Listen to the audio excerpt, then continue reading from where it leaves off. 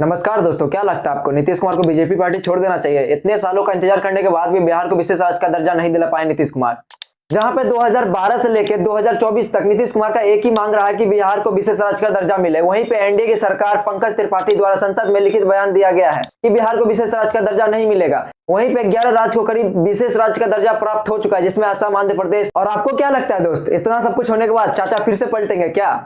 वैसे करीब 13 करोड़ बिहार वासियों का दिल टूट सा ही गया क्योंकि बिहार को विशेष राज्य का दर्जा नहीं मिला। तो चलिए दोस्त, बात करते हैं अगले टॉपिक की तरफ। वही मनीष कश्यप जो कुछ दिन पहले बीजेपी का विरोध करते थे। देश के यशस्वी प्रधानमंत्री श्री नरेंद्र दामोदर दास मोदी जी, आपने 1,60,000 करोड़ का वादा किया था बिहार को आर्थिक पैकेज देने का।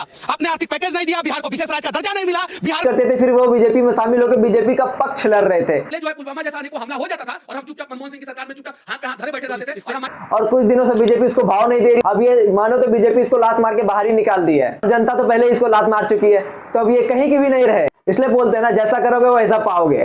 चलिए दोस्त, बात करते हैं मोदी 3.0 की, जहां निर्मला सीतारमण द्वारा 2024 का पहला आम बजट पेश किया गया है। तो आने वाली बात यह है कि मिडिल क्लास परिवार को आज थी कि इनकम टैक्स में उसे थोड़ी सी छूट मिलेगी, पर यह संभव नहीं हुआ है। दोस्त, बात करते हैं टैक्स पे। अगर आपका 0 से 3 लाख का आय है तो आपको कोई टैक्स नहीं देना पड़ेगा। वहीं पे अगर आपका आय 3 लाख से अधिक है तो आपको टैक्स देना पड़ेगा।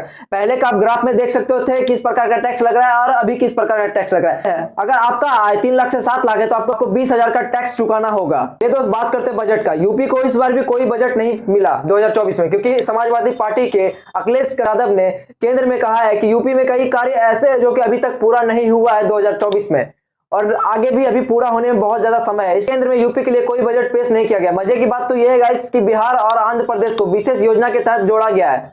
दोस्तों, अगर आप भी बेरोजगार हो तो अब बेरोजगार नहीं रहोगे। उसका रीजन ये है गाइस, क्योंकि निर्मला सीतारमण द्वारा 5 योजना का गठन किया गया है, जिसमें बताया गया कि 1 करोड़ लोग को रोजगार मिलेगा इसके तहत। ये वाला अपडेट सुन के आपको कैसा लगा? अच्छा लगा तो चैनल को फॉलो करो और चैनल को सब्सक्राइब करो।